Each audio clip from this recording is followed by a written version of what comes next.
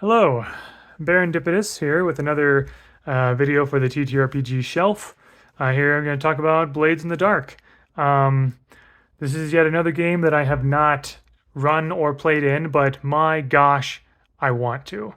I want to run Blades in the Dark. Um, I have I got the PDF for this, but my wife and I, we really wanted to get the physical book as well. And yeah. The only thing I'm disappointed by is that there's not much in the way of illustrations in here. I mean, there is, but I guess appropriately, it's all like monochrome and everything. Um, but so definitely a lot of text. Um, but man, okay. So why am I so excited about Blades in the Dark? Um, to put it simply,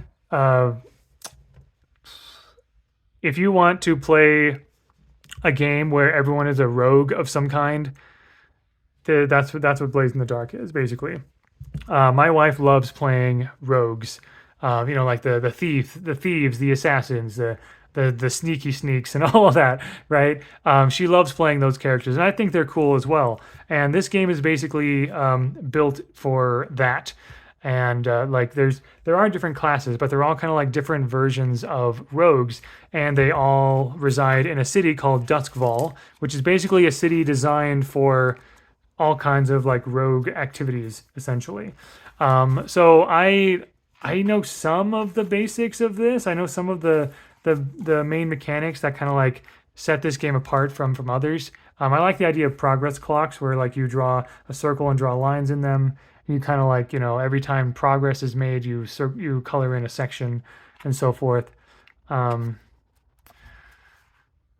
but yeah, let's see what this is a bit of a smaller book. It's gonna be hard to like thumb through this, but uh,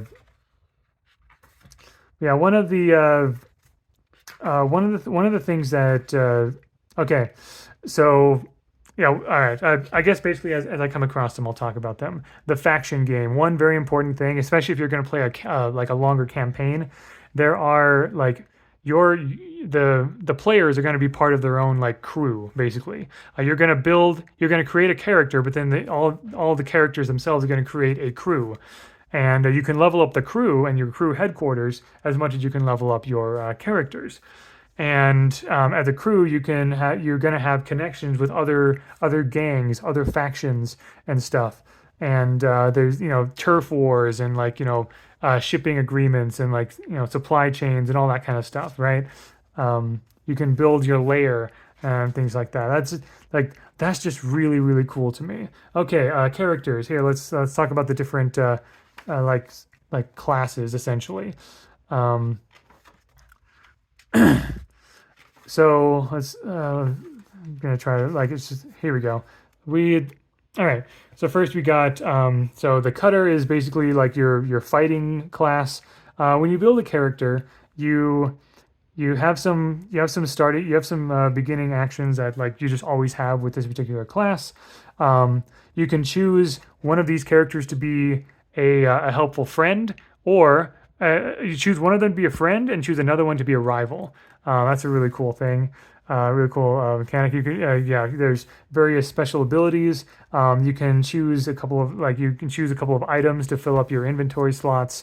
Yeah, a hound is a deadly sharpshooter and tracker. They also kind of give you some prompts to kind of think about like what made your character who they are today. But yeah, a leech is a saboteur and a technician. So someone who kind of like let's see. So this is this world of this city of Duskval is basically a kind of like dark underground industrial revolution with a touch of magic kind of thing. So a little bit of like steampunk, dark punk, that kind of thing.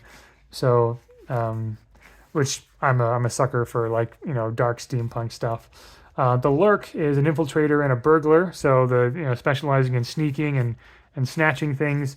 The slide is a manipulator and a spy, so like espionage and like charisma and things like that. A spider is a devious mastermind, like a basically a planner, someone who sort of like weaves,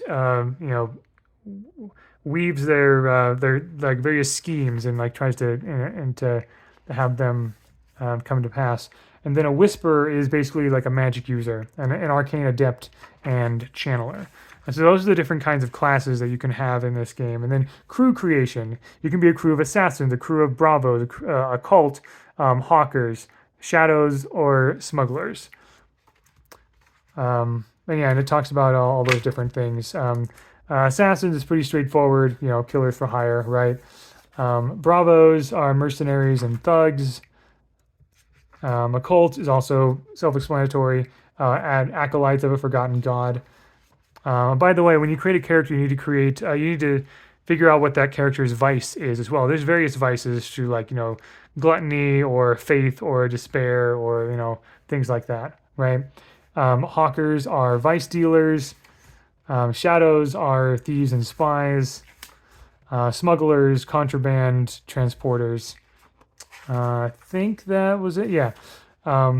The score, that's basically kind of like the mission, the adventure kind of a thing. One really cool thing is that, yeah, the flashback. Okay. So picture this. So normally in a tabletop role playing game, you kind of like, you basically go in normal chronological order. Like you go up to the gate of the dungeon. You figure out a way to open the gate. You go through. You encounter something in the first room, and so on and so forth. You keep doing it like that. But this game is intended to kind of be a really good.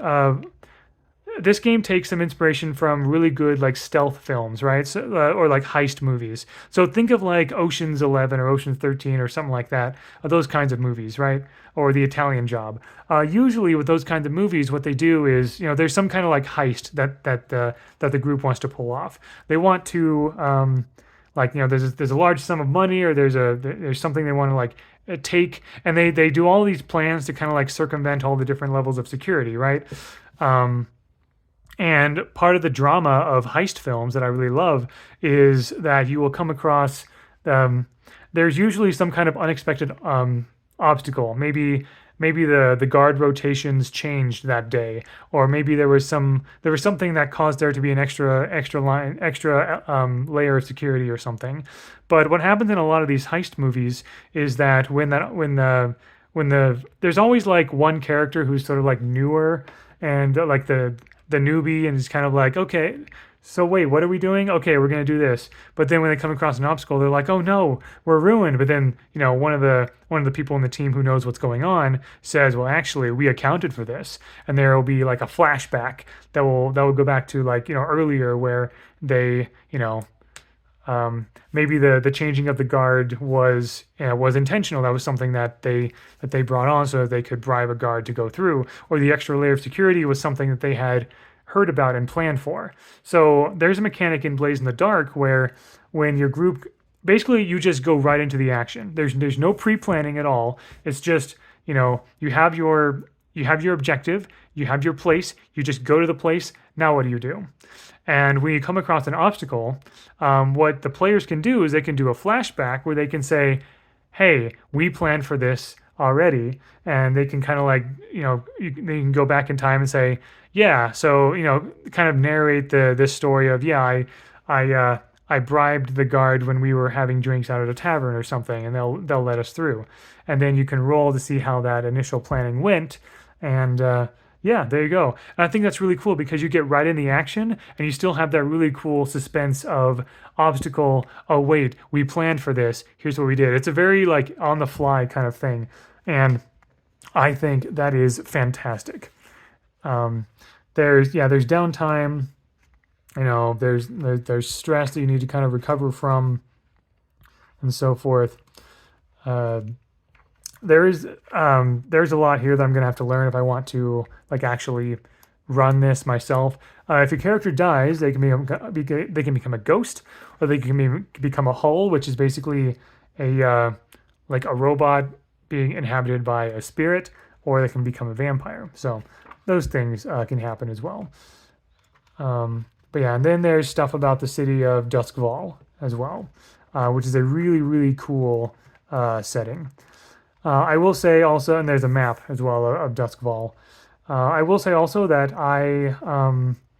there's a virtual tabletop called One More Multiverse, and they have you can spend $30 to basically have all the materials you need to be able to run Blaze in the Dark on their platform.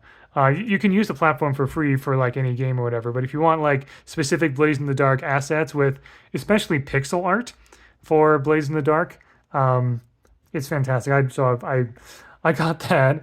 I actually got that for a birthday present. So very nice. So I'm able to run really cool Blades in the Dark games on online, which has not happened yet, but I hope to in the future, definitely. There's just a lot of really cool ideas that just work so well together. Um, and yeah, there's various tables and all the Kickstarter backers. Um, but yeah, Blaze in the Dark, really really cool. Um, I hope to run it someday. Um, a game specifically for everyone who loves rogues and like I guess also if you're familiar with the video games like Dishonored or a little bit of Assassin's Creed, there's definitely I think there's definitely some inspiration that from those games I was put in here as well. So anyway, that's enough gushing about Blaze in the Dark. I look forward to running it sometime in the future. And yeah, thank you very much for watching. And until next time, all the best.